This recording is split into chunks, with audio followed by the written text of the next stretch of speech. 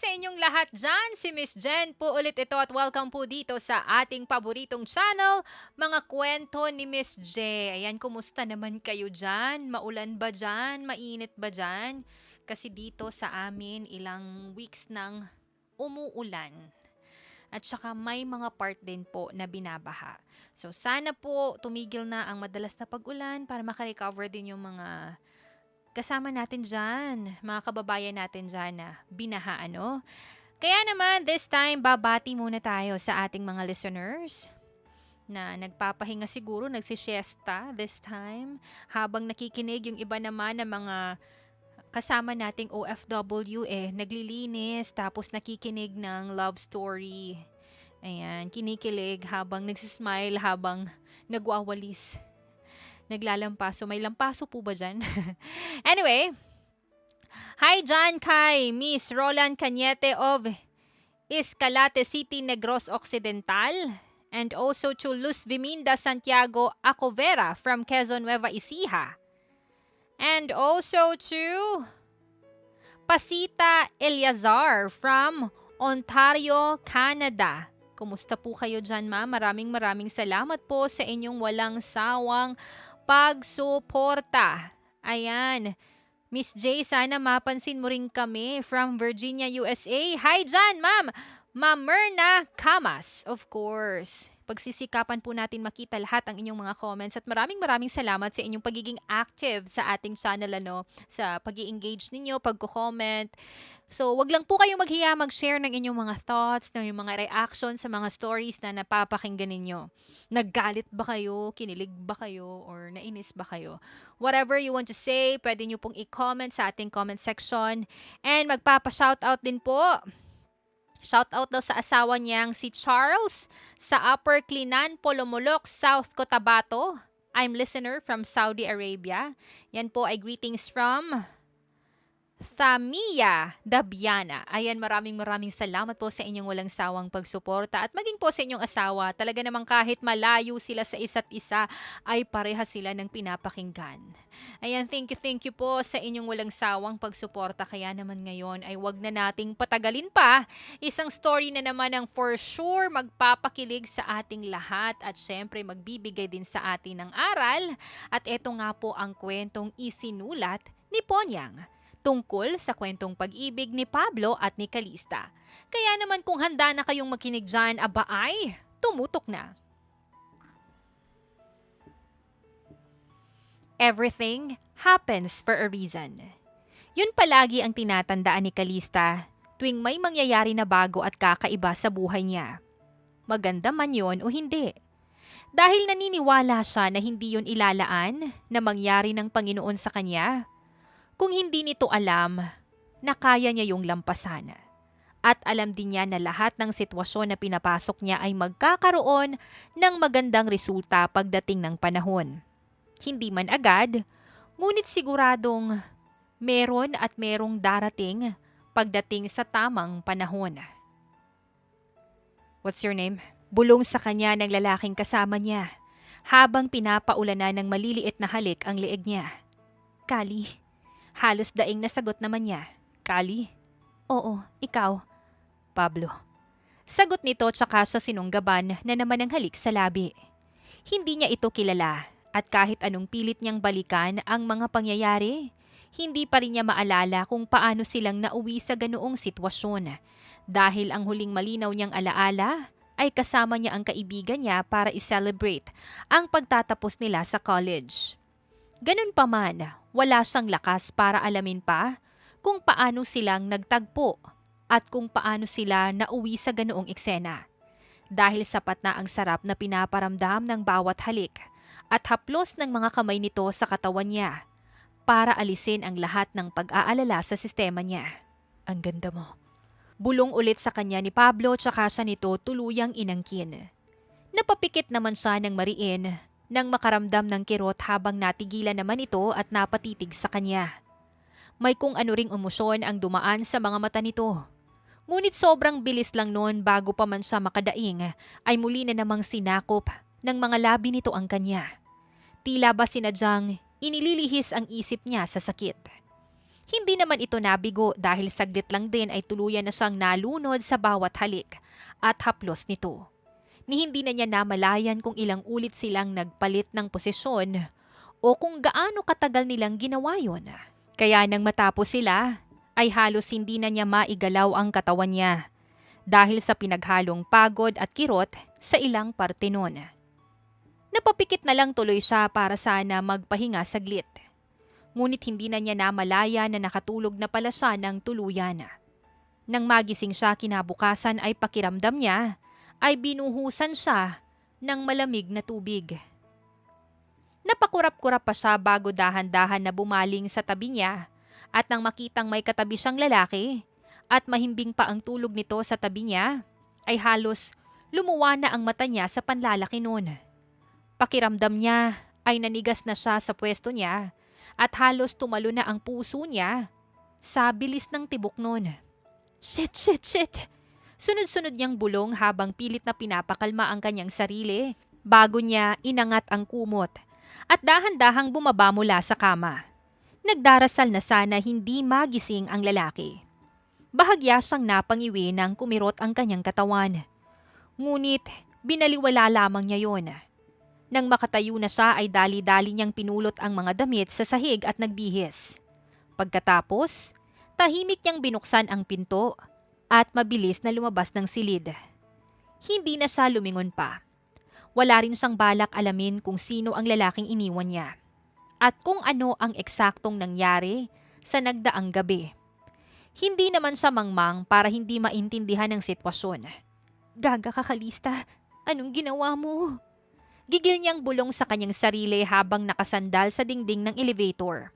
Napahawak pa siya sa sintido nang kumirot ang kanyang ulo dahil sa hangover.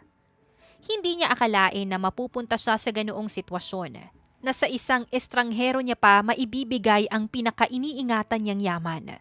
Napasabunot na lamang tuloy siya sa kanyang sarili. Samantala, hindi naman alam ni Pablo kung ano ang magiging reaksyon niya pagkatapos niyang magising na siya na lamang mag-isa. Wala na si Kalista. Sa tabi niya, niwala itong iniwan na kahit anong bakas. At hindi naman niya alam. Pakiramdam niya ay may kung anong mabigat ang nakadagan sa kanyang dibdib dahil doon. Hindi ko man lang nakuha yung number niya. Nanghihinayang na saad niya habang nakatitig sa markang naiwan ng ginawa nila sa kama niya. Ganun pa man, wala siyang balak na manghinayang ng buong buhay niya. Agad niyang ginamit ang koneksyon niya para hanapin si Kalista. She's real, right? You saw her, Austin? Tanong niya sa kaibigan ng pakiramdam niya ay magandang panaginip lang ang lahat dahil wala man lang nakakakilala kay Kalista. Yes, Pablo, I saw her. She was with you at the bar and you took her home to your condo. Sagot pa nito. If you saw her, if she's real, then why no one knows where I could find her? Bakit mo ba kasi siya hinahanap pa, ha? I just want to see her, Austin. Talk to her. And why is that? Why do you want to see her? Akala ko ba hindi ka na nakikipag round 2 sa mga nakaka one night stand mo? I want to be serious now, Austin. Saad pa niya bago pa man niya yon mapag-isipan ng mabuti. Serious? In what aspect, Pablo? In relationship and commitment. The hell? Hindi makapaniwala na reaksyon naman ni Austin. I am serious, Austin. I'm changing now. Is that because of a woman? That Kali? You're changing because of her? Yes. Sagot niya. What is her full name? I'm hiring a private investigator. Ipapahanap ko yung Kali na yan para sa'yo. Para matuloy na yung pagbabago mo. Umiling siya. I didn't get it. You didn't get it or you didn't ask. I asked but all she gave me was Kali. I don't even know if that was her real name. That sucks. But maybe a private investigator can do something to find her. So, I'm still hiring one. Thanks, man. But I already hired one. And what happened? Unfortunately, she was nowhere to be found. It was as if she never existed. Malungkot pa niyang sabi. So, susuko ka na lang agad kung ganun? No, gumagawa pa rin ako ng paraan. Hindi ako titigil hanggang sa hindi ko siya nahahanap. Determinado na sagot niya. Ngunit tila masyadong mailap si Calista dahil kahit anong hanap niya, ay hindi pa rin niya ito makita-kita. At kahit na ilang beses na siyang sinabihan ng ilang mga kakilala niya, natigilan na ang paghahanap niya sa dalaga ay hindi pa rin siya nakikinig. Kahit pa ang mga araw at linggo ay naging buwan na, ay hindi pa rin siya sumuko. Sa kabilang banda, hindi naman alam ni Calista kung ano ang mararamdaman habang nakatitig sa pregnancy test na hawak niya. 2 buwan na siyang delayed. Nung una, iniisip niyang dala lang ng stress. Pero nang sunod-sunod na siyang makaranas ng pagkahilo, pagsusuka, at matinding pagkapagod, napilitan siyang bumili ng pregnancy test. At kahit may hinala na siya, umaasa pa rin siyang isang guhit lang ang lalabas doon dahil hindi pa siya handang maging ina. Anong gagawin ko? Halos pabulong niyang sambit nang makita ang 2 matingkad na pulang guhit sa test kit. Pakiramdam niya ay biglang gumuho ang kanyang mundo. Alam niyang wala siyang ibang masisisi kundi ang sarili niya. Naging pabaya siya at matapos ang nangyari nung gabing yun, pinili na lamang niyang tanggapin ang lahat at ibaon sa limot ang alaala. Sa isip niya, wala na rin naman siyang magagawa. Nangyari na ang lahat. Hindi na maibabalik ang nawala sa kanya. Gaano man niya kagustuhin. Anong nangyayari? Napalingon siya sa boses ng kaibigan niyang si Amber na kararating lamang sa dorm. Hindi siya nakapagsalita at naiyak na lang.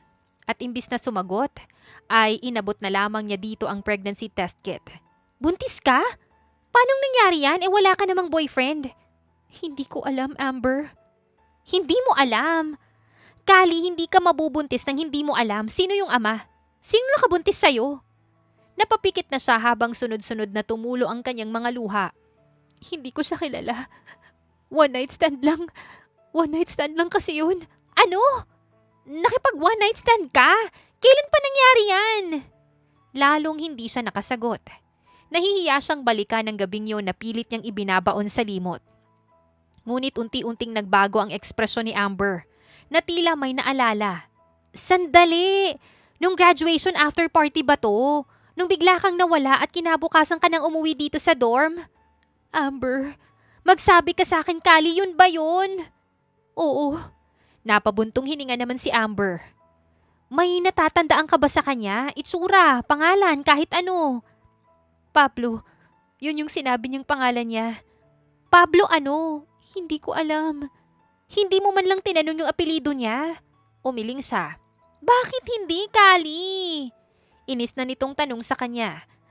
Dahil pareho kaming lasing noon, hindi ko naman akalaing hahantong sa ganito. Pagkagising ko, gusto ko na lang kalimutan ng lahat. Nahihiya ako sa sarili ko. Nahihiya akong nagawa ko yun. Napasinghap siya sa pagitan ng hikbi. Hindi ko naman inakala na mabubuntis pala ako eh. Natahimik si Amber. Mahigpit na lamang siyang niyakap nito dahilan para tuluyan na siyang mapahagulgol. Anong gagawin ko, Amber? Nagsisimula pa lang akong abutin yung mga pangarap ko. Wala pa akong trabaho. Hindi pa ako handang magkaanak. Hindi ko pa kayang maging nanay. Huwag mo munang pasanin ang lahat ng sabay-sabay. Andito ako. Tutulungan kita, Kali. Hindi kita iiwan. Alo pa nito sa kanya. Sobrang laki namang tulong noon para kahit papano ay mabawasan ang takot at pag-iisip niya. At tulad ng sinabi nito, ay hindi nga siya iniwan ni Amber. Sinamahan siya nito sa bawat check-up niya. Tinutulungan din siyang hanapin ang kung anumang pagkain ang gusto niyang pagkain. At sa tuwing pagdududahan niya ang sarili kung kaya niya bang itaguyod mag-isa ang anak niya, ay ito palagi ang nagpapaalala sa kanya na kaya niya at dapat niyang kayanin. Dahil may munting buhay na ang nakasalalay sa bawat desisyon na gagawin niya. Ganun ang naging setup nilang dalawa hanggang sa dumating na ang kabuwanan niya. Amber! Takot niyang tawag sa kaibigan niya habang nakatingin sa tubig na mabilis na dumadaloy sa mga binti niya. May Oh shit! Pumutok na yung panubigan mo! Manganganak ka na! Taranta nitong tanong nang makita ang kalagayan niya. Napahawak naman siya ng mahigpit sa braso nito at mariin din na napapikit nang maramdaman ang pamimilipit sa tiyan niya. Manganganak na ata ako, Amber! Ang sakit ng tiyan ko! Daing pa niya. Shit! Sandali! Tatawagin ko si Kuya Badong para maihatid tayo sa ospital. Anito tsaka mabilis na tumakbo palabas ng dorm nila para tawagin ang asawa ng landlady nila. Habang siya naman ay pilit na inaasikaso ang mga gamit na dadalhin niya sa ospital para pagbalik ni Amber ay aalis na lamang sila. Kali, andito na si Kuya Badong! Tawag pa sa kanya ni Amber. Masakit man? Lumabas na siya ng kusa ng dorm nila habang daladala ang hospital bag niya. Halos masigawan pa siya ni Amber nang makita siya at agad na siyang sinalubong para ito na ang magdala ng bag niya. Kaya ko naman, Amber. Kahit pa. Sarili mo na muna yung isipin mo, Kali. Manganganak ka na. Hindi pwedeng ngayon ka pa mapapahamak. Sermon pa nito sa kanya. Mangangatwiran pa sana siya ngunit muli na namang humilab ang tiyan niya kaya napakapit na lamang ulit siya sa hamba ng pintuan at mariing napapikit. Nataranta naman ulit si Amber at nagmamadali siyang inalalayan para makasakay na sa sasakyan. Pinaghalong takot, pagod at pangamba naman ang nararamdaman niya sa puntong yun. Ngunit nang sa wakas ay naisilang na niya ang anak niya at marinig niya ang unang iyak nito ay bigla na lamang napawi ang lahat ng yun. Pakiramdam niya ay bigla na lamang siyang nabigyan ng panibagong lakas para mabuhay. Anong pangalan niya, Kali? Tanong agad ni Amber nang dalhin na sa kwarto niya ang anak niya pagkatapos itong masuri ng doktor. Talia, yun ang ipapangalan ko sa kanya. Sagot naman niya. Talia, ang gandang pangalan at sobrang ganda din niya, Kali. Ang ganda ng baby mo. Saglit naman siyang natahimik at napatitig sa anak niya. Napakaganda nga ng mukha ng anak niya. Ngunit hindi niya kayang itanggi kung saan nanggaling ang mukha nito. Kamukha siya ng tatay niya, Amber. Magkamukha silang dalawa. Kamukha niya? Tumango siya.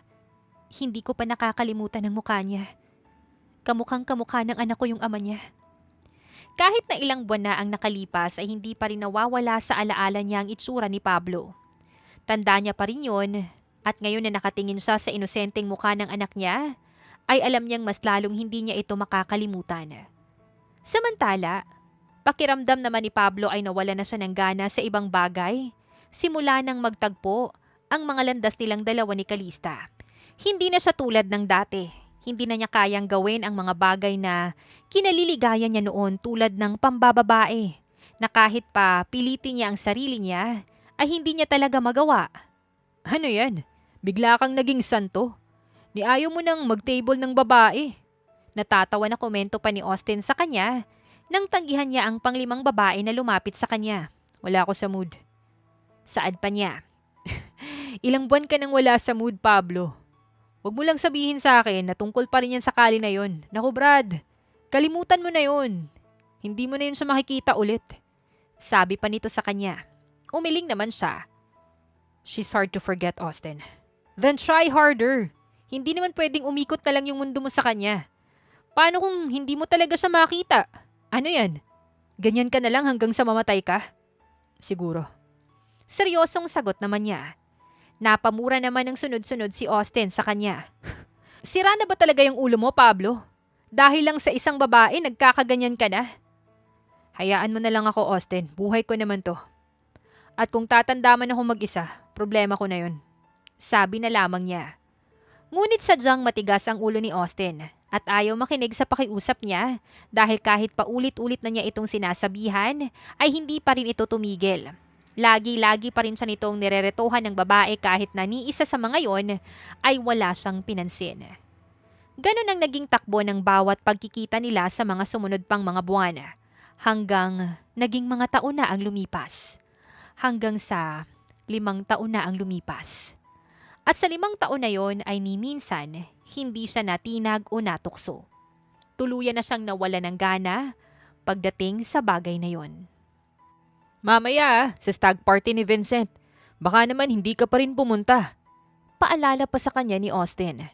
Nasa opisina nito silang dalawa para sana pag-usapan ang tungkol sa negosyong pinagsosyohan nilang dalawa. Ngunit bigla naman itong nagsingit ng ganung usapan. Umiling naman siya. I have a dinner meeting later, Austin. I can't come. Dinner meeting? Brad, party yun ng kapatid mo. That's just a stag party, Austin. Pupunta naman ako sa kasal niya. Sagot niya. Imbis na tanggapin na lang ang sinabi niya, ay pinaningkitan lang siya ng mata ni Austin. Tila ba sinusuri ang buong pagkatao niya. Hindi ako naniniwalang may dinner meeting ka. Sigurado akong dahil na naman yan sa kali na yan. Brad, 5 years na yung nakalipas. Hanggang ngayon ba naman umaasa ka pa rin na makikita mo pa siya? Kastigo pa nito sa kanya. I really have a meeting, Austin. Tungkol saan naman yung meeting na yan, ha? O sino na naman yung ka-meeting mo? Yung private investigator mo na naman na wala namang silbi? I'll be meeting with the Devaras, Austin. Devaras? Yes, Alicia Devara. And her brother to be precise. Nakangising saad niya. Napaismid naman ito kaya lalo siyang napangisi. Hindi ka na dapat nakikipag-deal pa sa mga yan. At bakit naman hindi? Dahil ba sa ex-girlfriend mo si Alicia? At hanggang ngayon hindi mo pa rin tanggap na iniwan ka niya? Pang-aasar pa niyang sabi. Iritadong umiling naman ito sa kanya. Huwag mong ibahin yung usapan, Pablo. Ang stag party ng kapatid mo yung pinag-uusapan natin. Hindi nga ako makakapunta. At alam naman yun ni Vincent na iintindihan niya. Natatawang sagot niya. Sasagot naman sana ulit si Austin nang bigla na lamang may kumatok sa pintuan ng office niya. Come in, sagot pa ni Austin sa kumakatok. Mula doon ay lumitaw naman ang isa sa mga HR personnel nila na si Monique. Para naman siyang nakidlatan nang makita niya ang kung sino ang kasunod nito. Hindi siya makapaniwala na halos hindi siya makagalaw sa kinauupuan niya. Dahil ang babaeng 5 taon na niyang hinahanap at hinihintay ay nasa harapan na niya ngayon. Sa isang iglap ay bigla na lamang itong lumitaw sa harap niya nang hindi niya hinahanap. Sa kabilang banda naman ay halos tumalon palabas ng dibdib niya ang puso ni Calista sa lakas ng tibok nun. Hindi siya pwedeng magkamali.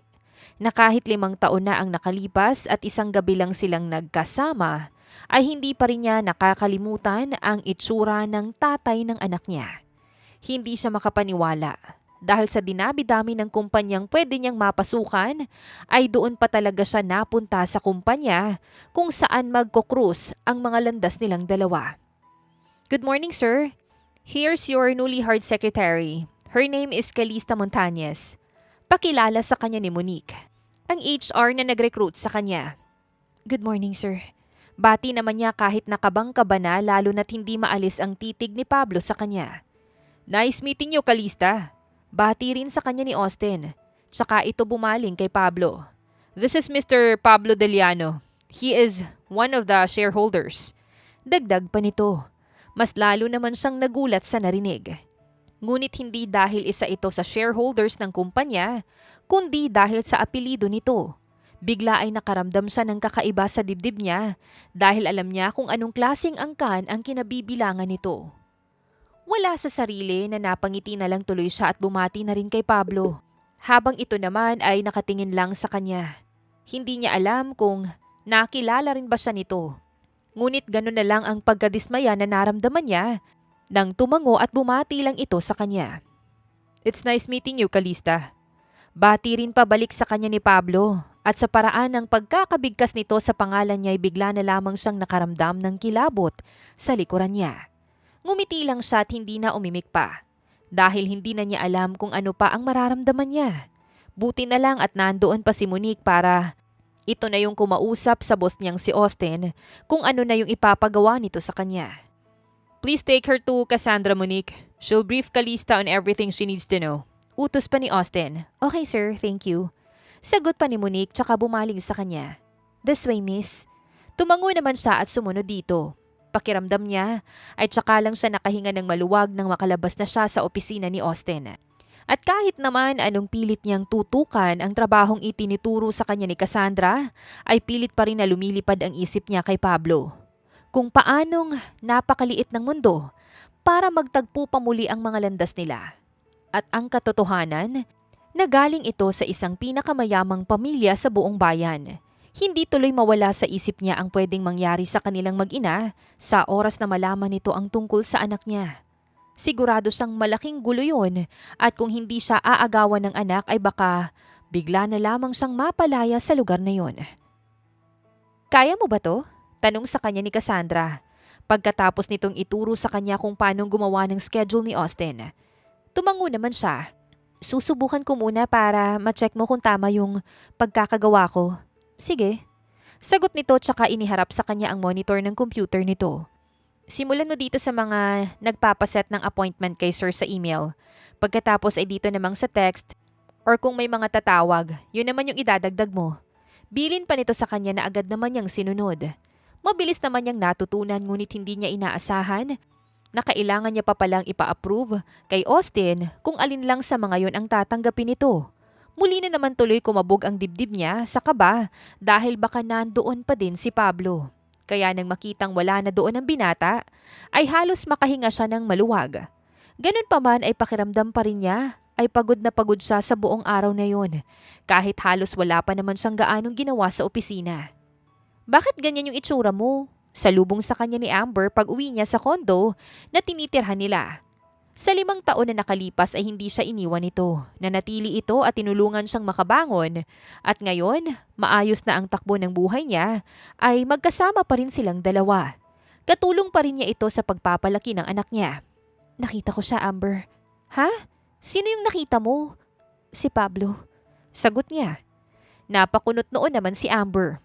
Pablo? Sino yan? Talia's father, Amber. Nakita ko siya kanina sa opisina. Mahina niyang sabi. Nag-iingat na baka marinig ng anak niya. Saan mo naman siya nakita? Sa opisina. Kaibigan siya ng bagong boss ko at isa rin sa mga shareholders. Sagot niya at napahugot ng malalim na hininga. Amber, Pablo Deliano ang buong pangalan niya.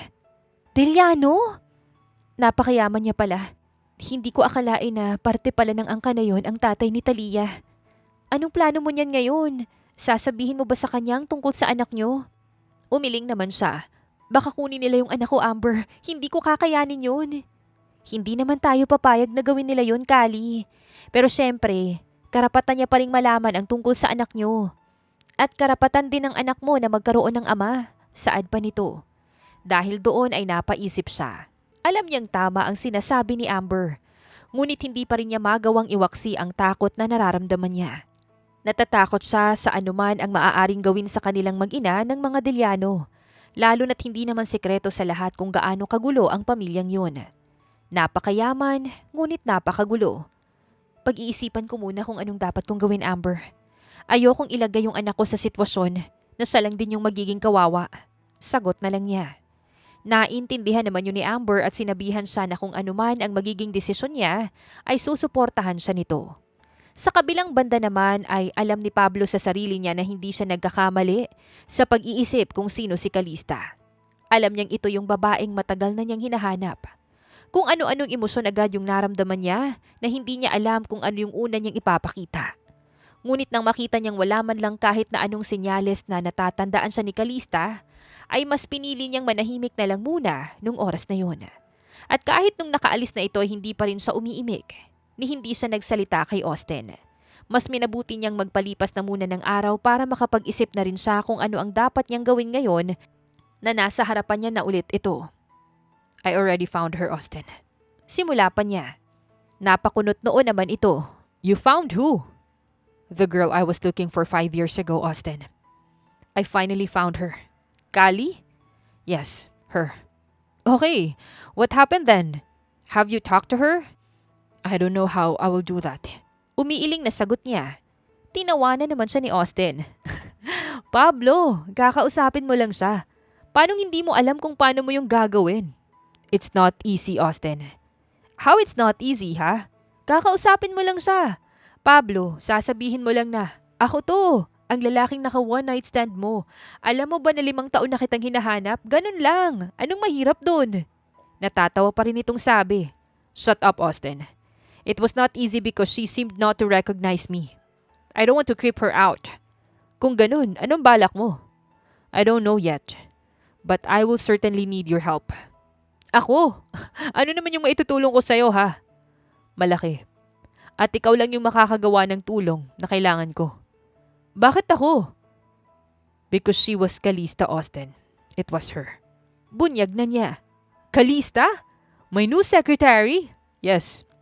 Kaya ikaw lang yung makakatulong sa akin ng malaki para mapalapit sa kanya. Kumpirma pa niya. Para naman itong nasa bugan ng bomba na hindi agad makapaniwala sa sinabi niya. Ngunit kalaunan ay kumalma rin ito at hindi naman siya napahiya dahil handang-handa itong tulungan siyang mapalapit kay Calista. Agad naman nilang sinimulan ang plano nilang dalawa ni Austin na mapansin siya ni Calista. At lahat ng pwede nitong gawin para matulungan siya ay ginawa na nito. "You need to come here now, Pablo. Bilisan mo." Bungad nito sa kanya. Nang sagutin niya ang tawag nito sa cellphone. "Why? What happened?" "Wala pa.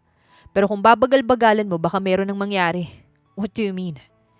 "May bumabakod na sa pangarap mo, kaya bilisan mo na bago ka pa maunahan." Diretso nitong sabi. Para siyang nakuryente at agad-agad siyang napakilos papunta sa office nito kahit na wala naman sa mga plano niya ang pumunta doon dahil sa dami ng mga kailangan niyang tapusin sa trabaho bago siya tumutok sa plano niya para kay Calista. Pagdating naman niya sa opisina ay halos umusok ang ilong niya sa nadatnan niya. Tama nga si Austin dahil meron na agad umaaligid kay Calista. "It's working hours. Shouldn't you be at your desk?" Malamig na tono na sita sa lalaking malanding kumakausap kay Calista. Napatayo naman ito ng maayos at agad na lumayo. "Sir, good afternoon po. May sinasabi lang po ako kay Kali na tungkol sa trabaho." "Is that so urgent that you needed to come to her desk?" "Hindi naman po, pasensya na po. Babalik na po ako sa pwesto ko." Sabi na lang nito, "As you should." Malamig pa rin sabi niya tsaka bumaling kay Calista na nanonood lang sa kanila. Tinaasan niya ito ng kilay. Ngunit nang magkasalubong ang mga kilay nito, tugon sa ginawa niya ay para siyang napaso bigla, na ang kaninang init ng ulo na nararamdaman niya ay bigla na lamang nawala. Para siyang aso na bigla na lamang nabahag ang buntot. "Good afternoon, Sir Pablo." Basag ni Cassandra sa tensyon sa pagitan nilang dalawa ni Kali. "Good afternoon." Bati na lang din niya at saka tumalikod na para dumiretso sa loob ng office ni Austin. Pagpasok doon ay halos mapaluhod naman siya dahil nanlalambot ang mga tuhod niya. Tinawanan naman siya ni Austin. "God, Pablo, tinitigan ka lang, tumiklop ka na agad." Pang-aasar pa nito sa kanya. "Shut up, Austin. Sa tagal mong naging babaero, ay sa isang babae ka lang pala titiklop, Pablo. Paano mo makukuha yung loob niya kung ganyan ka?" "It's not easy, Austin. It's not easy kasi pinapangunahan ka ng katorpehan mo, Pablo. Walang mangyayari kung ganyan ka palagi. Kausapin mo na siya at sabihin na ikaw yung lalaking nakasama niya 5 years ago." Saad pa nito. "At paano kung hindi niya talaga ako maalala?" "Ipaalala mo." "At paano kung matakot siya?" "Then it's over. Huwag mo nang ipilit kung ganun yung magiging reaksyon niya." Sagot pa nito. Napailing naman siya dahil hindi na nakasagot pa. Ganun pa man ay hinayaan na lamang niya si Austin na magsalita ng magsalita, lalo na't may napupulot naman siya sa mga pinagsasasabi nito. At para naman makabawi ay pinadalhan niya na lang si Calista ng merienda. Dinamay na rin niya si Cassandra para hindi ito magduda agad sa kanya. Sa kabilang banda naman na hindi mapakali si Calista, sa kinauupuan niya habang nagnanakaw ng tingin kay Pablo. Buong akala niya ay makakahinga siya ng maluwag dahil hindi ito pupunta sa office nila. Ngunit bigla na lamang itong sumulpot kaya halos lumabas na naman yung dibdib niya sa puso niya sa kaba. "Type ka yata ni Sir Pablo, Kali. Tignan mo, may pamerienda sa atin." Tukso sa kanya ni Cassandra dahil lang binigyan sila ni Pablo ng meriendang mamahalin. "Imposible yan, Cassandra. Tsaka nagbigay lang ng merienda, type na agad." "May chance kasi, Kali. Sa tagal ko na dito, at sa tagal na ring nagpupunta ni Sir Pablo dito, ay ngayon niya lang to ginawa. At ngayon ko lang siya nakita na tumitig sa isang babae. Sa'yo. Lagi ang suplado at malamig sa iba. Ni hindi nga namamansin ng mga babaeng nagpapapansin sa kanya." Sabi pa nito na lalo lang nagpakaba sa kanya. Dahil sa sinabi nito ay mas lumakas lalo ang kutob niya na nakilala nga siya ni Pablo. Ganun pa man ay ayaw niyang baunin ang sarili niya sa takot kaya pilit pa rin niya itong winawaksi. "Baka nagkataon lang, Cassandra." Inilingan siya nito. "Maniwala ka sa akin, hindi niya to gagawin kung wala siyang dahilan, kung wala siyang interes. At siguradong ikaw yon at hindi ako. Malay mo naman ikaw. Kali, may asawa't anak na ako. Isa pa, tulad nga ng sinabi ko, matagal na kaming nagkakausap niya ni Sir nung mga panahon na single pa ako, pero wala namang nangyari. Kaya bakit ko iisipin na ako yun ngayong pamilyado na ako, diba?" Saad pa nito. "Sana naman na hindi." Sabi na lang niya. "Bakit naman? Single ka naman, 'di ba? At single na single din siya. Walang masama dun." Hindi ko siya type. "Hindi mo type? Girl, ang gwapo-gwapo kaya ni Sir. Hindi lang naman siya yung gwapo sa mundo para magustuhan ko siya agad, Cassandra. Isa pa, hindi ko pinangarap na ma-involve sa mga mayayamang tao. Sakit lang yun sa ulo. Ayokong ma-stress at masaktan. Sagot niya. Sa bagay, ang yaman-yaman pa naman ng angka niya ni Sir Pablo. Kayang-kaya tayong sampalin ng 10 milyon ng nanay niya para lang layuan yung anak niya. Para sa kanila kasi, para lang sila sa mga kapwa nila mayaman. At tayong mahihirap, para din sa mga mahihirap. Well, wala naman silang magagawa kung puso na yung magpapasya, 'di ba? Balita ko nga, ganun yung ginawa ng dalawa niyang kuya. Parehong tumalikod sa pamilya nila para lang sa babaeng minamahal nila. Kaya hindi ko maiwasan na mapaisip kung tutulad din ba si Sir Pablo sa mga kapatid niya. Kung handa din ba siyang talikuran ang yaman ng pamilya niya para sa babaeng mahal niya. Baka hindi. Siguradong hindi niya kakayanin na mawala yung yaman at impluensya ng pamilya niya. Baka mabaliw yan kapag nangyari yun. Nakangising saad niya. Siguro nga, pero alam mo ba na sobrang babaero niya ni Sir Pablo dati? Hindi yan nauubusan ng babae, kaliwat kanan pa. Hindi ko nga alam kung anong nangyari at bigla na lamang umilap eh. Kwento pa nito sa kanya. Hindi naman siya umimik dahil yun yung unang beses na nakakarinig siya ng kwento tungkol kay Pablo. Ngunit tila hindi naman niya nagustuhan ang mga naririnig niya lalo na't puro lang yun pagpapasarap nito sa buhay at pambababae. Hindi na tuloy niya napigilan na lingunin ang opisina ng boss niya kung nasaan nandoon si Pablo sa mga oras na yon. At mula sa salaming pader ng opisina ay kitang-kita niya kung paanong seryoso itong kinakausap ni Austin. At kung ano man ang pinag-uusapan ng mga ito ay sigurado siyang tungkol yun sa kanya dahil bigla na lamang sumulyap sa gawin niya si Pablo. At nang magtama ang mga tingin nila, ay hindi niya mapigilang mapasinghap habang ito naman ay napaawang ang bibig. Agad siyang nag-iwas ng tingin at hindi na muling lumingon pa doon sa mga sumunod na oras. Bakit pa nga ba ako magtataka na babaero siya? Hindi ba nga't sa ganung paraan nag-cruise yung mga landas namin? Nandun siya nung gabing yun para humanap ng babaeng makakasama at nagkataon na ako yung nandun. Anya sa sarili habang nasa elevator siya mag-isa para umuwi. Hindi na ako magtataka na maraming kapatid si Talia na iba yung mga nanay. Dagdag pa niya bago humakbang papalabas ng elevator nang magbukas na ito. Ngunit bago pa man siya tuluyang makalabas ay napatigil siya nang makita si Pablo na nakatayo sa harapan niya. Can we talk? Bungad agad nito sa kanya. Sir, tungkol ho ba sa trabaho, sir? Out na po kasi ako eh. Pero nasa itaas pa naman po si Cassandra. Pwedeng sa kanya it's about us, Kali. About what happened between us 5 years ago. Putol nito sa sinasabi niya. Hindi ko ho alam yung mga sinasabi mo, sir.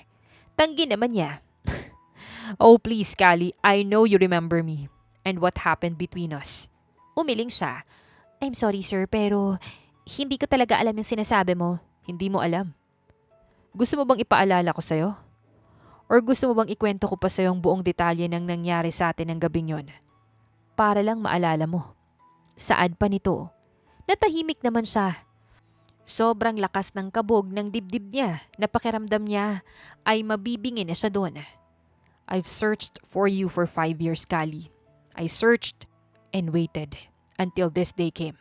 Dagdag pa nito na tuluyang gumulo sa isip at puso niya. Hindi niya alam kung para saan pa ang pagsabi nito ng bagay na yon.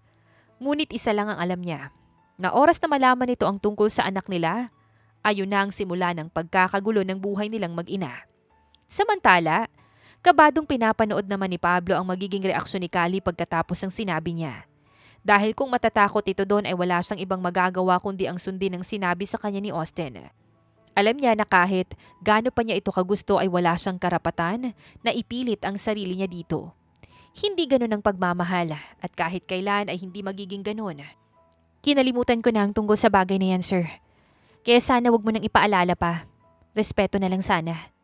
Sabi nito. Para namang may gumuho sa loob niya sa narinig. Umaasa pa naman siya na kahit papano ay magkaroon siya ng pagkakataon kay Kalista. Ngunit tulad nga ng sinabi niya ay hindi niya ipipilit ang bagay na ayaw nito.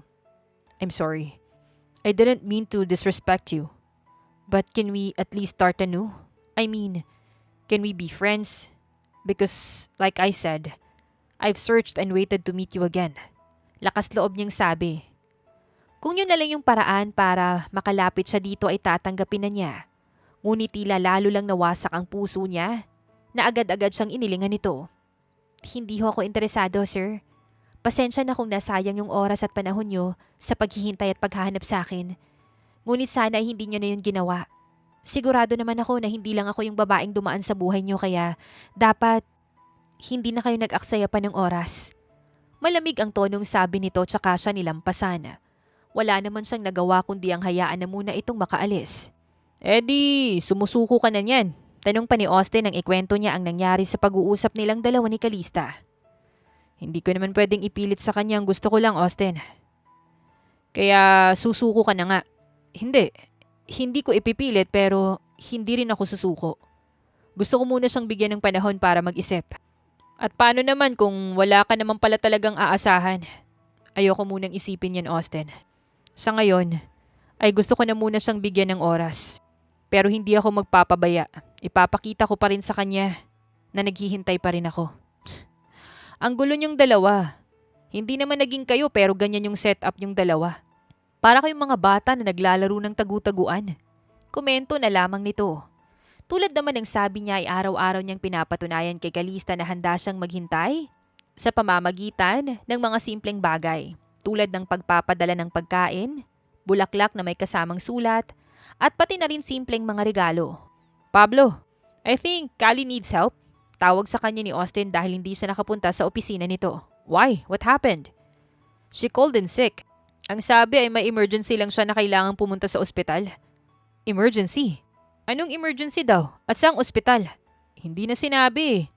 Pero kung balak mo siyang puntahan, ay pwede kong ibigay sa yung address niya. Yes please, Austin. Thank you. Sagot pa niya. Binigay naman agad nito ang address ni Calista at walang dalawang isip na pinuntahan naman niya yon kahit na nagdadalawang isip na baka wala siyang maabutang tao doon. Ngunit nang makarating siya doon at may magbukas ng pintuan pagkatapos niyang kumatok ng 3, ay para siyang nabunutan ng tinik sa dibdib. Subalit saglit lang yon dahil ang kaba niya ay bigla na lamang napalitan ng pagkagulat sa taong tumambad sa harapan niya. Pakiramdam niya ay bigla siyang nakidlatan sa kinatatayuan para huminto ang kanyang paghinga at tila nawala sa pandinig niya ang lahat ng ingay sa paligid. Unti-unti siyang napaatras habang nanlalaki ang mga mata at nanginginig ang mga labi. Hindi siya makapaniwala. Pakiramdam niya ay nakaharap siya sa sarili niyang refleksyon dahil sa itsura ng bata sa kanyang harapan. Kamukhang kamukha niya ito. Na kung nagkataon lang na lalaki ito at kaedad niya, ay pwede silang mapagkamala na kambal. Hi! Masayang bati sa kanya nito. Hi! Bati niya rin pabalik. Nanikip ang kanyang dibdib sa ideyang unti-unting nabubuo sa kanyang isipan. Are you mommy's friend? Tanong pa ulit nito at kahit na hindi nito sabihin, ay alam na agad niya kung sino ang tinutukoy nitong mommy. Yes, I'm your mommy's friend. What is your name, darling? Talia. Alright, Talia. Can I ask you more questions? Tumangu-tango naman ito. What is it? How old are you? 4. Sagot ulit nito na itinaas pa ang 4 nitong daliri. 4. Ulit pa niya. Pilit na pinipigilan ang sarili na mapaiyak. Hindi siya makapaniwala ni hindi niya naisip na pwedeng mangyari yun. Na pwedeng mabuntis niya si Calista. At habang humahaba ang mga iniisip niya, ay unti-unti rin siyang nasasaktan. Nasasaktan siyang isipin ang mga pinagdaanan mag-isa ni Calista. Ang mga naging hirap nito sa pagbubuntis. Sir Pablo? Tawag sa kanya ni Calista mula sa likuran niya. Wala sa sariling nilingon niya ito habang ito ay litong nakatingin din sa kanya. At nang makita kung sino ang nasa harapan niya, ay dali-dali itong lumapit para ipasok sa loob ng unit ang bata. Hindi naman alam ni Calista kung ano ang gagawin niya, lalo na't huli na para itago pa niya si Talia. Nakita na ni Pablo ang anak nila at halos hindi na nito maialis ang tingin nito sa bata. Anong ginagawa mo dito? Utal niyang tanong dahil sa kaba. Sabi ni Austin may emergency ka daw.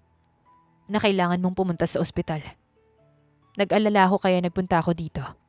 Sagot naman nito habang nakatutok pa rin ang mga mata sa anak niya. Ayos lang ako. Hindi ka na sana nag-abala na pumunta dito. I was worried. Ulit nito tsaka sumulyap na sa kanya. Kitang-kita naman niya ang pagkalito sa mga mata nito nang tumama na ang mga tingin nito sa kanya.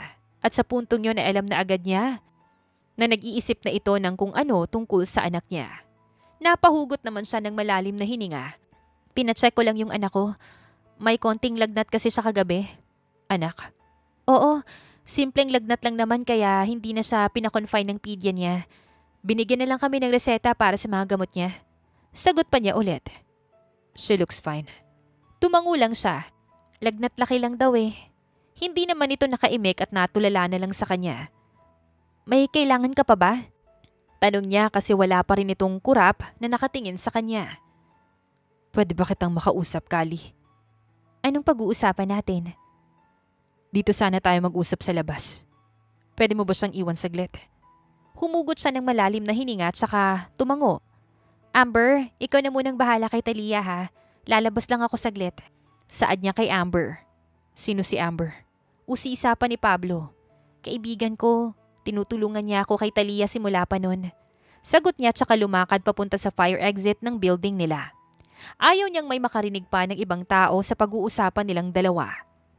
Anong gusto mong pag-usapan natin, Pablo? Lakas loob niyang tanong. May ideya na siya kung ano ang itatanong nito at ang isipin pa lang ang tungkol doon ay halos magwala na ang dibdib niya sa kaba. Your daughter. How old is she? Nanghihina na tanong naman ito sa kanya. Tila ba bigla na lamang itong tinakasan ng lakas. Bakit naman gusto mong malaman? I just want to know, Kali.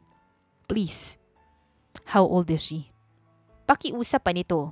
Saglit na muna siyang nag-isip. Hindi niya alam kung dapat ba niyang sabihin dito ang totoo.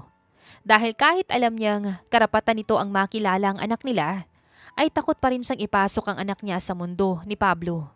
Dahil alam niya rin na sa oras na malaman ng mga Deliano ang tungkol kay Talia, ay pwedeng kunin ng mga ito ang anak niya. Ganun pa man, alam din niya na hindi niya maitatago ang anak niya kay Pablo.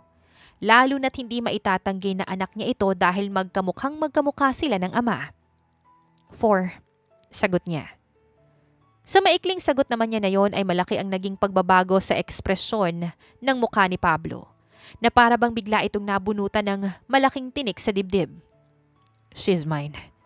Kumbinsidong saad pa nito. Ha? Paano mo naman nasabi? Ngayon mo lang naman nakita yung anak ko, Pablo. Alam mo ang sagot dyan sa tanong mo, Kali. Matapang nitong sagot. Tila ba nakarecover na agad sa pagkagulat sa mga nalaman nito. She looks exactly like me. A mini version of me. My beautiful Talia. Hindi naman niya alam kung ano ang magiging reaksyon niya. Kahit pa nang humakbang na ito papalapit sa kanya at mabilis na ipinulupot ang mga braso sa bewang niya. Ha? Anong sinasabi mo? You heard me, Kalista. Tingin mo ba'y papayag lang akong lumaking hindi kumpleto yung pamilya ng anak ko?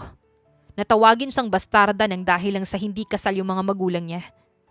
Walang gagawa nun kay Talia, Pablo. Hindi naman nasarado yung isip ng lipunan sa ganitong setup ng pamilya kaya walang kukutsa sa anak ko. At paano ka naman nakakasiguro?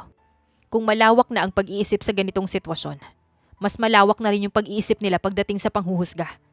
Isa pa, malalaman nilang ako yung ama ng anak natin. Siguradong marami silang masabing hindi maganda tungkol sa kanya. Tama ka. Siguradong maraming sasabihin ng mga tao sa anak ko kapag nalaman nilang anak mo rin siya. Kaya bakit pa natin ipapaalam sa kanila? Saad niya. Humigpit naman ang kapit ni Pablo sa bewang niya at mas lalo pa siyang hinila papalapit sa katawan nito. And what do you want to do, ha? Gusto mo bang hayaan ko na lang yung anak ko? Na wag ko siyang akuin para hindi na malaman ng iba na ako yung ama niya? Yun ba yung gusto mo? Kung yun yung mas makakabuti para kay Talia, bakit hindi? Isa pa, alam naman natin pareho na magugulo lang yung lahat sa oras na malaman ng pamilya mo ang tungkol sa kanya. Stop being funny, baby. I won't let that happen. Anak ko siya kaya dapat lang nakilalanin ko siya. Dapat lang na makilala siya ng lahat bilang Deliano. Pero hindi nga pwede. Bakit magiging hindi pwede? Pwedeng-pwede, Kalista. Pati ikaw, pwedeng-pwede kang maging Deliano. Natameme naman siya. Hindi niya alam kung anong isasagot niya sa sinabi nito. Lalo na tila ba kumbinsidong-kumbinsido na ito sa mga sinabi nito. Samantala, pakiramdam naman ni Pablo ay nasa isang magandang panaginip siya. Panaginip na ayaw na niyang magising pa sa sobrang ganda. At kahit may tampo man siyang nararamdaman kay Kalista dahil hindi agad nito sinabi sa kanya ang tungkol sa anak nila, ay nagpapasalamat pa rin siya na ngayong alam na niya ang totoo. ay hindi nito ipagdadamot na magkakilala silang dalawang mag-ama. Ipapakilala mo ba ako sa kanya? Tanong niya. Gusto mo ba? Oo. Sa tingin mo ba tatanggapin niya ako bilang daddy? Oo. Alam naman niya na may daddy siya na nasa malayo lang ito kaya hindi nakakauwi. Marami lang siyang itatanong sa'yo pero tatanggapin ka pa rin niya. Handa akong sagutin lahat ng tanong. Ayos lang din kung mahiya siya sa umpisa. Ayos lang kahit ano basta matanggap niya lang ako. Sabi niya pa. Kabado na baka hindi mangyari ang mga sinasabi ni Calista. Tatanggapin ka niya, Pablo, kaya please lang ikalma mo yung sarili mo. Paano kung hindi? Paano kung galit siya sa akin dahil buong buhay niya wala ako sa tabi niya? 4 na taon lang yung anak mo, Pablo. Hindi niya pa alam ang mga bagay na ganyan. Tila pagod na sagot ni Calista. Pero paano nga? Di ano ba sa tingin mo yung dapat mong gawin, ha? I don't know. It's my first time to have a child, Calista. Sagot niya. That's a surprise to hear, Pablo. Mas nakakagulat malaman na walang kapatid sa iba si Talia. I was not what you were thinking, Calista. Sagot naman niya. I stopped entertaining other women after. You're the last woman I have been with. And you're the only one I wanted to spend the rest of my life with.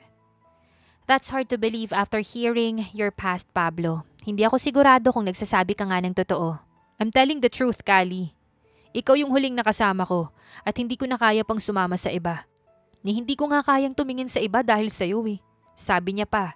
Ngunit tila sarado na ang isip nito sa kanya dahil hindi na ito umiimik pa at umiiling na lang sa kanya.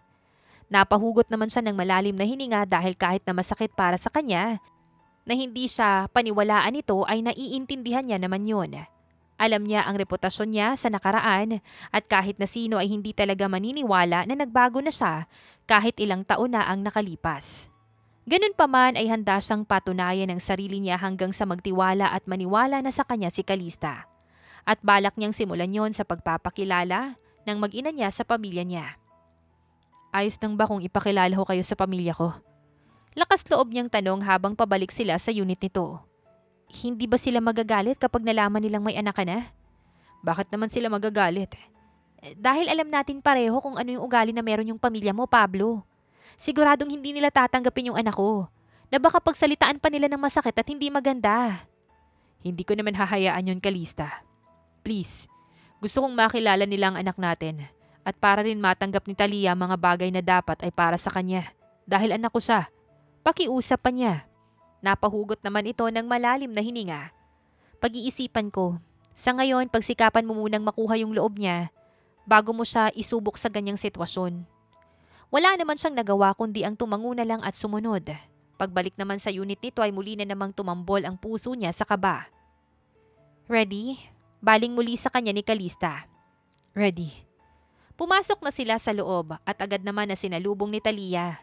Nanlaki naman yung mata ng kaibigan ni Calista na si Amber nang makita siya.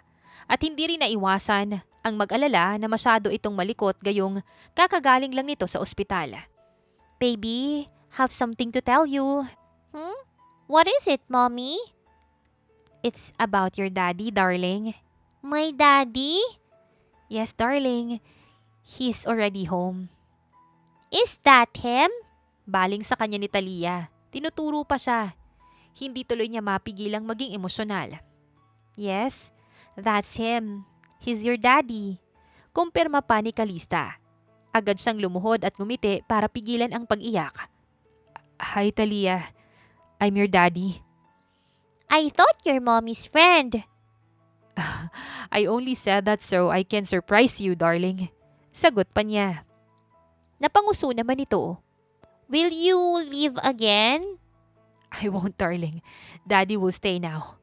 Promise? I promise. Pangako pa niya. Tuwang-tuwa na tumalon-talo naman ito bago sa niyakap, habang siya naman ay hindi na napigilan ang sarili na mapaiyak. Sobrang saya ng puso niya, na hindi niya akalain na kayang-kaya siyang pasayahin ng sobra ng maliit na bata lang.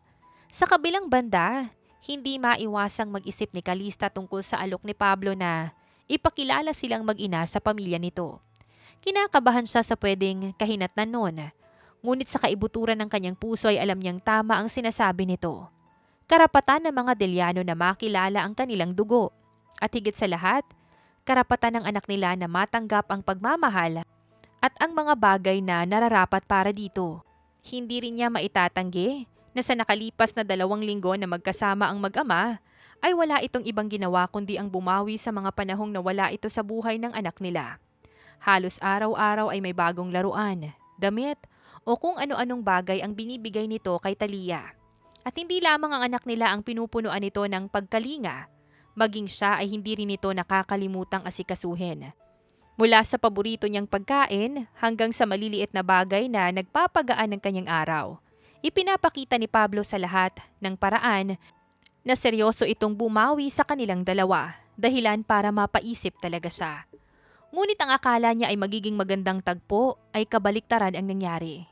Hindi niya akalain na masasaksihan niya kung gaano kalupit ang pamilya ni Pablo nang dahil lang sa hindi siya kapantay ng estado sa buhay nito.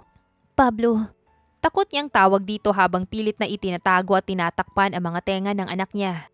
Nakita naman ito ang takot niya kaya agad silang itinago na mag-ina sa likod nito. I'm sorry if you have to go through this, Callie. Ako nang bahala sa inyo. Hindi ko hahayaan na may mangyari sa inyong dalawa ng anak natin. Huwag mo kong isipin, Pablo. Ang anak natin, masyado pa siyang bata para maranasan ng ganitong kalupitan. Saad pa niya. Tumango naman ito at saglit na sumulyap sa walang muwang nilang anak. I know, I'm sorry. Sabi pa nito bago muling bumaling sa pamilya nito. We didn't come here to be disrespected, Mom. I brought them here for you to know them. To know my daughter and her mother. Saad pa ni Pablo. You think I wanted to know them? I don't, Pablo. This is such a disgrace for Christ's sake. Lahat na lang talaga kayo ay problema ang dala sa akin. Sagot pa ng mama nito. Pablo, umalis na lang tayo. Ayoko ng ganito. Ayokong makarinig si Talia ng ganito. Pakiusap pa niya. Napabuntong hininga naman si Pablo tsaka tumango sa kanya at bago naman sila tuluyang umalis ay muli pa itong bumaling sa mama nito. I hope your ambitions and expectations will make you happier, Mama. I hope mas mabigat yun kesa sa amin. Saad pa nito bago sila tuluyang umalis. Pakiramdam naman niya ay nakahinga siya ng maluwag nang makaalis sila doon. I'm sorry about that. Sabi agad ni Pablo sa kanya nang makabalik na sila sa condo. It's okay. Hindi naman ako nagulat eh. Inaasahan ko na ganun yung magiging reaksyon nila. Lalo na't ayon sa mga sabi-sabi, ay mas gusto ng pamilya mo na makapangasawa kayo ng taong kaantas nyo. Na sila yung pipili para sa inyo. Hindi nila mapipilit ang ganun sa akin, Callie. Ako ang pipili ng papakasalin ko. Malaking gulo yan, Pablo. Siguradong lalong magwawala yung mama mo kapag ginawa mo yan. I don't care. Hindi nila madidiktahan yung puso ko kung sino yung mamahalin ko. Kahit na itakwil ka nila, kahit paalisin nilang lahat sa akin, hindi ako naniniwala. Sanay ka sa marangyang buhay, Pablo. Alam ko na ang buhay na kinalakihan mo, kaya siguradong mahihirapan ka sa oras na talikuran mo sila. Baka nga ikamatay mo pa kung itatakwil ka nila eh. Iniisip mo ba na hanggang ngayon ay umaasa pa rin ako sa pera ng mga magulang ko? Bakit? Hindi ba? Lahat ng meron ka ngayon ay galing sa kanila, 'di ba? Sigurado ako na pati mga cards na ginagamit mo galing din sa kanila. You're wrong. Matagal na akong hindi umaasa sa pera ng mga magulang ko, Callie. I earned my own money and every cent I spent came from my own hard work. Lahat yon pinaghirapan ko at hindi galing sa mga magulang ko. Sagot nito. Ngunit imbis na makumbinsi ay lalo lang siyang hindi makapaniwala sa mga sinasabi nito. Kaya nagkibit-balikat lang siya. Seryoso ako, Callie. At alam ko na alam mong ikaw yung gusto kong mapangasawa. Hindi ako interesado na mapabilang sa pamilya mo, Pablo, at mas lalong ayokong mahawa yung anak ko sa ugali ng nanay mo. Hindi naman natin kailangan mapabilang sa kanila, Callie. Bubukod tayo. At kung ayaw nila sa atin ay hindi tayo mamimilit sa kanila. Hindi ko kayo ilalagay ng anak natin sa sitwasyon na masasaktan lang kayo lagi. Hindi mo rin kailangan mag-alala na mahawa yung anak natin sa mga ugali nila. Dahil hindi na ako papayag na makalapit sila sa atin. Sagot naman ito. Hindi naman na siya umimik at napahugot na lang ng malalim na hininga. Hindi niya kayang isipin na ganun din yung magiging ugali ng anak niya kung magpapahalo sila sa mga Deliano. Dahil naman sa nangyaring yon ay mas lalo pang nagsumikap si Pablo na kunin ang loob nilang mag-ina. Hindi naman siya bulag sa mga ginagawa nito at lalong hindi naman siya manhid para hindi tablan ng mga pagsisikap nito. Samantala tila naman unti-unting nagbubunga ang pagsusumikap ni Pablo dahil dahan-dahan nang lumalambot ang loob ni Calista sa kanya. Dahilan para magkaroon siya ng pag-asa. May gagawin ka ba ngayong araw? Tanong niya. Araw ng linggo at nakatambay lang sila sa kondo nito. Wala naman, bakit? Gusto ko sana kayong ipasyal, kung papayag ka. Saan naman tayo pupunta? Amusement park sana. Pero kung may lugar kayong gustong puntahan, doon na lang tayo. Sa amusement park na lang. Siguradong mas magugustuhan ni Taliyang doon pumunta. Lalo na't hindi pa siya nadadala ng ganon. Sagot pa nito. Para naman siyang bata na biglang isinama sa gala dahil sa excitement na naramdaman niya. Kaya hindi na siya nag-aksaya pa ng oras at agad na sinabihan ng mga ito na mag-ayos na para makaalis din sila kaagad. At tulad nga ng sinabi ni Calista ay tuwang-tuwa ang anak nila. Lalo na nang isakay nila ito sa pambatang rides doon. At ang makitang masaya ang mag-ina niya ay mas lalong nagpapasaya sa kanya. May passport na ba si Talia? Passport? Bakit? Gustong-gusto niya dito, kaya siguradong mas magugustuhan niya kung sa Disneyland natin siya dadalhin. Disneyland? Pablo, masyadong magastos yun. Huwag mo nang isipin yun, hindi na problema yun. Sagot niya. Huwag mo i-spoil yung anak mo, Pablo. Ayoko na maging ganun siya. Spoiling and giving everything she deserves are two different things, Kali. At huwag kang mag-alala, sigurado naman ako na hindi siya lalaking ganun eh. Sagot niya. Siguraduhin mo lang, Pablo, dahil ikaw yung mayayari sa akin sa oras na maging sutil yung anak ko. Banta pa niya. Imbis naman na matakot ay natawa na lamang siya. Suplada mo talaga. Halikan kita dyan eh. Mahinang saad naman niya ngunit narinig pa rin yun ni Calista dahil bigla na lamang namula ang pisngi nito. Lumakas naman ang loob niya dahil doon na hindi na siya nagdalawang isip pa, nahawakan ng kamay nito. At nang hindi ito umalma, ay pakiramdam niya ay nabunutan siya ng tinik sa dibdib. I love you, Calista. Kayong dalawa ng anak natin. Mahal na mahal ko kayo. Bulong pa niya. Hindi naman sumagot si Kali at tumitig lang sa kanya. Ngumiti naman siya at tumayo na habang karga niya ang anak bago ito hinila patayo din para maglibot na ulit. Kahit wala pa siyang natatanggap na sagot mula kay Calista, ayos lang yun. Naiintindihan niyang hindi pa ito handa. Kaya handa siyang maghintay. Ang mahalaga para sa kanya ay malaya na niyang nakakasama ang mag-ina at masaya silang magkakasama kahit wala pang malinaw na relasyon sa pagitan nila ni Calista. Simula naman noon ay mas naging malaya na siyang puntahan ng mag-ina niya na minsan ay doon na rin siyang natutulog. Wala namang problema doon si Amber at madalas pa ay pinagtutulakan pa si Calista sa kanya. Bagay na kinatutuwa naman niya. Pumunta ka dito sa opisina ngayon na, Pablo, bilisan mo! Bungad ni Austin sa kanya. Nang sinagot niya ang tawag nito. Busy ako, Austin, kasama ko si Talia. Naglalaro kami ng Barbie niya. Sagot naman niya habang hawak ang isa sa mga manika ng anak niya. Tungkol to kay Calista, bro. Pumunta ka na dito kung ayaw mong maagawan at magkaroon ng stepfather yung anak mo. Singhal pa nito sa kanya. Anong ibig mong sabihin? May pumuporma sa asawa mo. Yun yung ibig kong sabihin. Sagot pa nito. Hindi naman na siya nakapag-isip at agad nang nagpaalam sa anak niya na aalis na muna siya saglit at ibinili na lamang ito sa kararating lang din na si Amber. May emergency ba? Tanong pa ni Amber sa kanya nang makitang nagmamadali siya. Wala, pero may pumuporma daw kay Kali. Sagot niya. Okay, good luck! Hindi naman na siya nagtagal pa at mabilis nang umalis para puntahan si Calista.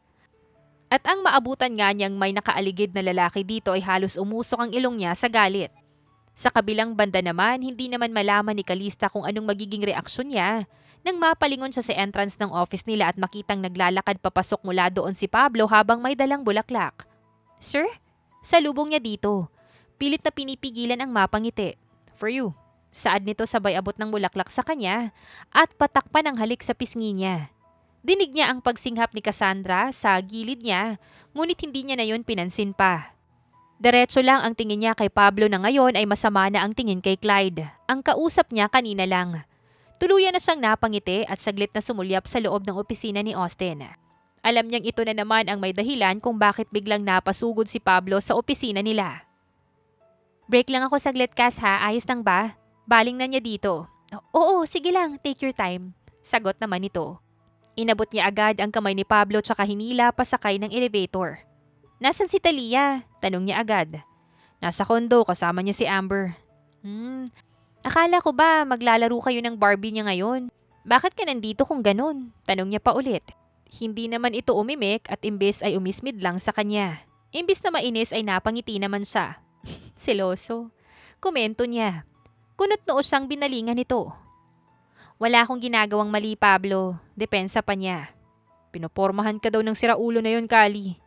Hindi niya ako pinopormahan, okay? Tungkol sa trabaho yung pinag-uusapan namin. At isa pa, hindi ako nagpapaligaw kahit na kanino. Paliwanag niya. Kahit noon naman ay wala siyang plano na humanap ng pag-ibig at mas gusto niyang ibuhos na lang ang lahat ng meron siya sa pagiging ina ng anak niya. Ngunit iba na ngayon ang pag-iisip niya tungkol doon. Na kung susugal siya sa pag-ibig ay mas gugustuhin at pipiliin na niya si Pablo. Hindi dahil sa ito ang ama ng anak niya, kundi dahil ito ang gusto niya. Hindi mo kailangang mangamba sa ganong bagay, Pablo. Hindi ako nagpapaligaw sa kanila. Dagdag pa niya tsaka humakbang papalapit dito tsaka inabot ang pisngi nito. I'm our daughter's father, Kali. Alam ko. Kung ganun, dapat alam mo na ako lang dapat yung para sa'yo. Ako lang dapat, Kali. Alam ko din naman yan. Hindi mo na kailangang ipaalala pa sa akin ang tungkol dyan. Alam mo? Tumango ulit siya at matamis na ngumiti kay Pablo. Alam na alam ko. Ang kanina namang iritasyon sa mukha ni Pablo ay tuluyan ng nawala at napalitan ng lambing. Alam mo, ulit nito sa sinabi niya. Tila ba hindi makapaniwala. Kung aalukin mo ko ng kasal ngayon ay hindi na ako tatanggi, Pablo. Yun yung ibig kong sabihin nun, sabi niya. Alam niya na mas lalo lang magkakagulo sa desisyon niyang yun, ngunit wala na siyang pakialam pa. Hindi man siya gustuhin ng pamilya ni Pablo ay hindi na niya dadamdamin pa yon. Sapat na sa kanya ang mga narinig niyang salita galing kay Pablo na panghahawakan niya yon habang buhay. Papakasal ka sa akin? Kung aayain mo ko at ipapangako mo na hindi mo kami sasaktan ng anak mo, Pablo. Ayokong puro salita lang yung mga pangako mo sa amin. Nasa huli ay tatalikuran mo rin kami pag naging mahirap na yung sitwasyon. Gusto kong alalahanin mo palagi na hindi tulad mo, ay wala na kami ibang masasandalan sa oras na piliin mong sirain yung mga pangako mo sa aming mag-ina. Nasa oras na tuluyan ka na naming papasukin sa buhay namin, ay ikaw lang yung magiging kakampi namin. Kaya sana wag mo kaming saktan sa huli. Saad niya, I won't do that, Kali. I waited years for our paths to cross again. I prayed so hard to have this chance. And now, I won't waste it. Especially now that we have a daughter. I won't miss this lifetime with you and our daughter. Sagot pa nito, kung ganun, magpakasal na tayo? Malamlam na napatitig naman sa kanya si Pablo. Do you even have an idea how much I love you? Umiling siya. Tell me. I will. Every day of this lifetime and the next ones. Sagot nito tsaka siya siniil ng halik na buong puso naman niyang tinugunan. Sa isang pagkakamali man sila nag-umpisa, na kahit nagkaroon man siya ng takot at pagsisisi nung simula, at nagduda man siya sa intensyon nito sa kanya, ay hindi na yun mahalaga pa. Ngayon ay alam niya na hindi lang puro salita si Pablo. Natotoo ito sa mga pangako at pinaparamdam nito sa kanilang mag-ina. At ngayon, wala siyang ibang gusto kundi ang maging maayos at masaya ang pamilyang ibubuo nila. Hindi na mahalaga ang mga taong ayaw sa kanila. Ang importante ay masaya at kontento sila sa kung anong meron sila. At yon ay ang buong pamilya nila. At dito na nga po nagtatapos ang kwentong pag-ibig ni Calista at ni Pablo. Naway kayo po ay kinilig at may natutunan sa kwentong ating napagsaluhan ngayong araw. Muli po, maraming salamat sa inyong walang sawang pagsuporta at pakikinig. At kung hindi pa po kayo nakasubscribe, mag-subscribe na po kayo at mag-follow para po lagi po kayong updated sa mga stories natin dito sa mga kwento ni Miss J. Hanggang sa susunod, abangan pa rin po mga kwentong puno ng aral, pagmamahal at inspirasyon. Syempre dito pa rin po yan sa inyong inaabangang mga kwento ni Miss J.